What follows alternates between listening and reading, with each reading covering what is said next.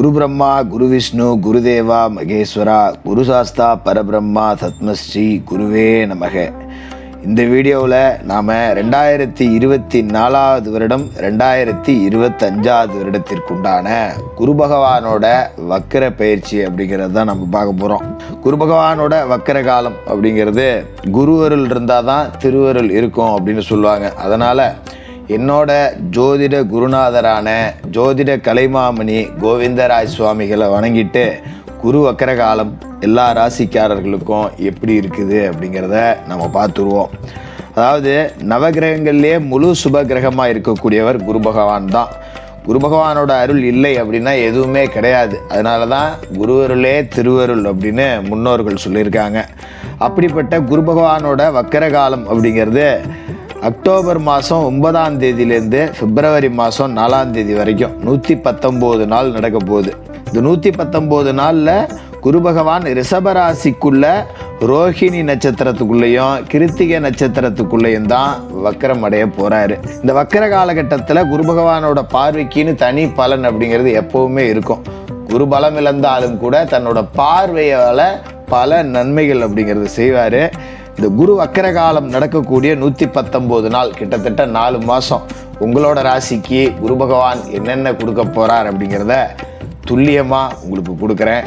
கன்னிராசி நேயர்களே, உங்களுக்கு இந்த குரு பகவானோட வக்கர காலம் எப்படி இருக்குது அப்படின்னு பார்த்தோம்னா, மற்ற ராசிக்காரர்களை விட கொண்டாடக்கூடிய ஒரு நபர்கள் யார் அப்படின்னா கன்னிராசிக்காரர்களாக தான் இருப்பீங்க. ஏன்னா பொதுவாகவே ஒரு பழமொழி சொல்லுவாங்க, ஓடுனவனுக்கு 9ல் குரு, அகப்பட்டவனுக்கு அட்டமத்தில் சனி அப்படின்னு.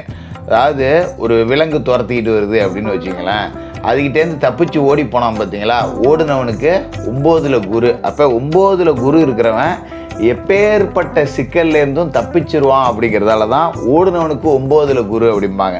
அகப்பட்டவனுக்கு அட்டமத்தில் சனி அப்படின்னா 8ல் சனி இருக்கிற சொல்லுவாங்க. இப்போ கடகராசிக்கு இருக்குல்ல அந்த மாதிரி. அப்போ 9ஆம் இடம் அப்படிங்கிற அற்புதமான இடத்துல குரு பகவான் உங்களோட ராசிக்கு இருக்கார். குரு யார் அப்படின்னு பார்த்தீங்கன்னா, உங்களோட ராசியை பொறுத்த வரைக்கும் 4வது வீட்டுக்கும் அவர் தான் அதிபதி, 7வது வீட்டுக்கும் அவர் தான் அதிபதி, சுகஸ்தானத்துக்கு அதிபதி, கலத்திரஸ்தானத்துக்கு அதிபதி. இதே காலகட்டத்தில் நவம்பர் மாதம் 15ஆம் தேதி சனி பகவான் வக்கர நிவர்த்தியாகி பலம் அடைகிறார். எப்பேற்பட்ட அமைப்பு பார்த்துங்க. குரு பகவான் இந்த காலகட்டத்தில் வக்கரம் அடைகிறார், பலம் இழக்கிறார். சனி பகவான் பலம் அடைகிறார். ரெண்டும் சேர்ந்து மிக அற்புதமான ஒரு யோகத்தை கொடுக்க போகுது. ஏன்னா 6ல் சனி இருக்கார், ருணரோக சத்துரு சனி. அவர் பலம் அடைஞ்சார் அப்படின்னா நீங்கள் விஸ்வரூபம் எடுக்கிறீங்கன்னு அர்த்தம். உங்களோட ராசியதிபதி புதனை பொறுத்த வரைக்கும் யாருக்கும் பகை கிடையாது, யாருக்கும் நட்பு கிடையாது, நடுநிலையாக போகக்கூடிய ஆளுங்க. கன்னிராசிக்காரர்களுமே அப்படி தான். அவங்களோட குணமே இதுதான். புத்திகாரகன் புதனோட ஆதிபந்தத்தில் பிறந்த உங்களுக்கு இந்த குரு பகவானோட வக்கர காலம் ரொம்ப அற்புதமாக இருக்கும். அதாவது குரு பகவான் இப்போ எங்கே இருக்காருன்னு பார்த்தீங்கன்னா 9வது வீடு. நான் ஏற்கனவே சொன்ன மாதிரி 9ஆம் இடம் அப்படிங்கிறது தந்தையாரை குறிக்கக்கூடிய இடம், சொந்த வீட்டை குறிக்கலாம். ரொம்ப அற்புதமான ஒரு இடம். அங்கே குரு பகவான் இருக்காருன்னா கன்னிராசிக்காரர்கள் சொந்த வீடு கட்டலாம். நல்ல யோகம் அப்படிங்கிறது இருக்குது. படிப்படியாக வேலையை ஆரம்பிக்கலாம். அப்படியே முதல்ல ஒரு மனம் வாங்கலாம், அதுக்கு உண்டான ஏற்பாடுகளை செய்கிறோம். இல்லை ஒரு ஆளை பிடிச்சி டக்குன்னு ஒரு கான்ட்ராக்டாக பேசி ஒரு இன்ஜினியர்கிட்ட ஒப்படைக்கிறோம். இந்த மாதிரி முன்னெடுப்புகளை செய்யலாம். சொந்த வீடு யோகம் அப்படிங்கிறது இந்த 119 நாளுக்குள்ளே உங்களுக்கு நிறைவேறும். சொந்த வீடு கட்டுறதுக்காக ஒரு அஸ்திவாரத்தை பறிச்சிடலாம், தப்பே கிடையாது, நடந்தே தீரும் அப்படின்னு சொல்லலாம். இதே காலகட்டத்தில் குரு பகவானோட பார்வை அப்படிங்கிறது ராசிக்கே கிடைக்குது. ரொம்ப புனிதமான ஒரு அமைப்பு இது. ராசிக்கு குரு பார்வை கிடைக்குது அப்படின்னா சகல தோஷங்களும் ஒரு 80 பாயிண்ட் அடிபட்டு போயிடுதுன்னு அர்த்தம். எப்பேற்பட்ட தோஷம் இருந்தாலும் சரி. இப்போ ராசிக்குள்ளே பார்த்தீங்கன்னா கேது இருக்காரு, கலத்திரத்தில் ராகு இருக்காரு. இது ஒரு சரியற்ற ஒரு அமைப்பு அப்படின்னு சொல்லலாம். ஏன்னா கலத்திரத்தில் ராகு இருந்தாருன்னா கணவன் மனைவி உள்ள சண்டையை தூண்டி விடுவார். ஜென்மத்துக்குள்ளேயே இருக்கிற கேது நம்மளை விஷமற்ற பாம்பு தான் கேதுங்கிறதால நம்ம என்ன தான் போராடி பார்த்தாலும் சரி, ஒரு விஷயத்தை நம்ம சாதிச்சே காட்டணும்னு சொல்லிட்டு மற்ற எல்லா வேலையும் விட்டு செய்வோம். ஆனால் மற்றவங்களுக்கு சாதாரணமாக நடக்கிறது நமக்கு அவ்வளோ சீக்கிரம் நடந்துடாது. ஒரே மந்தமாக தான் இருக்கும். அந்த நிலையெல்லாம் இப்போ மாறிடும். குரு பார்வையில் கேது புனிதப்பட்டு போகிறாரு. இப்போ குரு வக்கரம் அடைஞ்சிருக்காரு அப்படின்னாலும் அந்த பார்வைக்கு எந்த விதமான பலமும் குறையில. அப்போ ராசிக்கு கிடைக்கிற குரு பார்வை ராசிக்குள்ளேயே இருக்கிற கேதுவும் சரி பண்ணுது. அதனால் நீங்கள் கவலைப்பட வேண்டியது இல்லை. இப்போ கலத்திரத்தில் ராகு இருக்கார், அதனையும் கவலைப்பட வேண்டியதில்லை. ராசிக்கு குரு பார்வை இருக்குது, 80 பாயிண்ட் அடிச்சு போடுவோம் ராகு கேது பிரச்சனை. அதனால் கணவன் மனைவிக்குள்ளே சண்டை, பிரிஞ்சு போனவங்க இவங்கெல்லாம் ஒன்று சேரக்கூடிய அமைப்பு அப்படிங்கிறது இருக்குது. மாதிரி ராசிக்கே குரு பார்வை கிடைக்குதுன்னா நீங்கள் என்ன வித்த வேணாலும் செஞ்சு பார்த்துடலாம். புது முயற்சி என்ன செய்யணுன்னாலும் செஞ்சு பார்த்துருங்க. சொந்த தொழில் தொடங்குறீங்களா, தொடங்கி விடுங்க. முதல் போடணுமா போட்டுருங்க. வீடு கட்டணுமா கட்டி விடுங்க. இடம் வாங்கணுமா வாங்கி விடுங்க. எதாக இருந்தாலும் 1-2 பார்த்துடலாம் அப்படின்னு இறங்கிருங்க. ஏன்னா ருணரோக சத்துருஸ்தானம், கடன் நோய் பகை எதிரிகளை குறிக்கக்கூடிய இடத்துல இருந்துக்கிட்டு சனி பலம் அடைகிறார். கடன்லாம் அடைச்சிடுவார். நகை நட்டெல்லாம் மூட்டுடலாம். எதிராளிகளை வீழ்த்திடலாம். ஒரு விஸ்வரூபம் எடுத்து காமிச்சிடலாம். நம்மள உலகத்தில் இலக்காரமாக பேசினவங்க முன்னாடி நான் வாழ்ந்து காட்டிட்டேன்டா, சாதிச்சிட்டேன்டா அப்படின்னு சொல்லி தலை நிமிரக்கூடிய ஒரு காலகட்டம் இது. அதோட குரு பார்வை வேற எங்கே உழுவுது? 3வது வீட்டில் உழுவுது. 3வது வீடுங்கிறது சகோதரஸ்தானம். அங்காளி பங்காளி அண்ணன் தம்பி எல்லாரும் உங்களுக்கு ஆதரவாக இருப்பாங்க. நமக்கு ஒரு பிரச்சனைனா அண்ணன் தம்பி இருக்கானுங்கடா, பங்காளிங்க இருக்காங்கடா, கோப்பா வருவாங்கடா, பார்த்துக்குவாங்கடா அப்படிங்கிற நம்பிக்கையை அவங்க உங்களுக்கு கொடுப்பாங்க. அதுமாதிரி ஒரு உதவி அப்படின்னாலும் அண்ணன் தம்பிகளுக்குள்ள குழுக்கள் வாங்கல் வச்சுக்கலாம். அண்ணன் தம்பிகளே கூட்டாக சேர்ந்து ஒரு தொழில் தொடங்கலாம். பூர்வீக சொத்துல கேஸ் இருந்ததுன்னா இப்போ அது ஜெயிச்சு உங்கள் கைக்கு வந்துடும். பூர்வீக சொத்தை பாகம் பிரிச்சுக்கணுன்னா இப்போ பிரிச்சுக்கலாம். உங்களுக்கு உண்டான பாகம் நல்லபடியாக கிடைக்கும். அண்ணன் தம்பி எல்லாரும் ஒத்து வருவாங்க. பங்காளிங்க எல்லாம் ஒரு கோப்பா வருவாங்க. உட்காந்து பேசி இந்தாப்பா இது ஓம் பாகம் இது ஏன் பாகம் அப்படின்னு பிரிச்சுக்கலாம். இந்த பூர்வீக சொத்தை ஒரு கூறு போட்டு விற்றுக்கிட்டோ, இல்லை பூர்வீக சொத்தில் ஒரு கடை கட்டி வாடகைக்கு விட்டோ, வீடு கட்டி வாடகைக்கு விட்டோ, இப்படி பூர்வீக சொத்து சார்ந்து நீங்கள் பெரிய அளவில் சாதனை செய்யலாம். நான் சொல்லிட்டேன்ல, என்ன முயற்சி செய்கிறதா இருந்தாலும் செஞ்சு பார்த்துருங்க, தப்பு கிடையாது. அதுமாரி அவரோட பார்வை அப்படிங்கிறது 5வது வீட்லேயும் உள்ளது. 5வது வீடுங்கிறது என்ன? புத்திரஸ்தானம். பிள்ளைகளை நினச்சி நாம் பெருமைப்படக்கூடிய ஒரு நேரம் அப்படின்னே சொல்லிடலாம். ஏன்னா 5ஆம் இடத்துல குரு பார்வை விழுது அப்படின்னாலே பூர்வ புண்ணியஸ்தானம். உங்களோட முன்னோர்களோட அருள் உங்களுக்கு கிடைக்க போகிற நேரம். குலதெய்வம் வீட்டுக்கு வர போகிற நேரம்.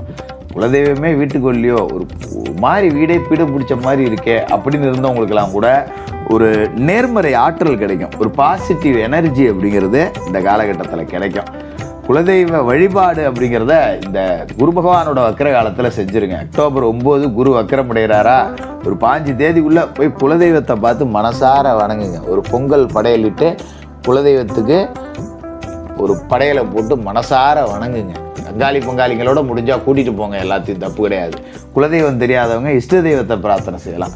நான் வெளிநாட்டில் இருக்கேன் ஜோசியரே, குலதெய்வத்தை நான் எப்படி பிரார்த்தனை பண்ணுறது அப்படிங்கிறவங்க எந்த ஆலயத்துக்கு போனாலும் சரி குலதெய்வத்து பேரில் ஒரு அர்ச்சனையை பண்ணிவிட்டு குலதெய்வத்தை மனசில் நினச்சிக்கிட்டு அந்த ஆலயத்தில் வணங்குங்க. புத்திரபாக்கியம் இல்லாதவங்களுக்கு புத்திரபாக்கியம் கிடைக்கும். ரொம்ப நாளாச்சு கல்யாணம் ஆகி வெளியில் ஒரு நல்லது கெட்டதுக்கு போக முடியல. பார்க்குற சொந்தக்காரங்களாம் கேட்குறாங்க, என்ன ஒன்றும் விசேஷம் இல்லையான்னு.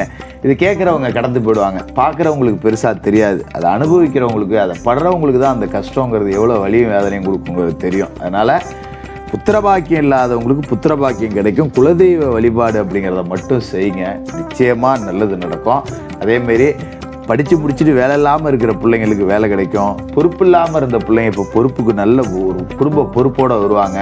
இதுமாரி பிள்ளைகளுக்கு வரன் பார்க்குறேன், அமையவே மாட்டேங்குது, எத்தனையோ இடம் பார்த்துட்டேன், பிள்ளைக்கு வயசாகிட்டே போகுது, பார்க்குறவங்களாம் இன்னும் பிள்ளை கல்யாணம் இல்லையான்னு கேட்குறாங்க, இந்த நிலைமைக்கு என்னை விட்டுட்டே கடவுளே அப்படின்னு மனம் வருந்தி நின்றவங்களுக்கெல்லாம் இப்போ பிள்ளைகளுக்கு நல்ல இடத்துல வரன் அமையும்.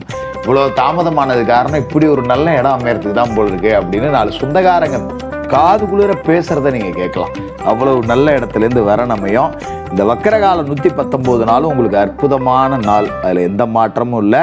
சனியும் பலமடைகிறார். அப்படிங்கிறப்ப உங்களோட விஸ்வரூபத்தை இந்த உலகத்துக்கு காட்ட போறீங்க. இந்த 119 நாள் உங்கள் தலையெழுத்தை மாற்றி எழுதி நீங்கள் முக்கியமானவர் அப்படின்னு உங்களோட சுற்றத்தாருக்கு காட்ட போகிற ஒரு காலகட்டமாக இருக்கும்.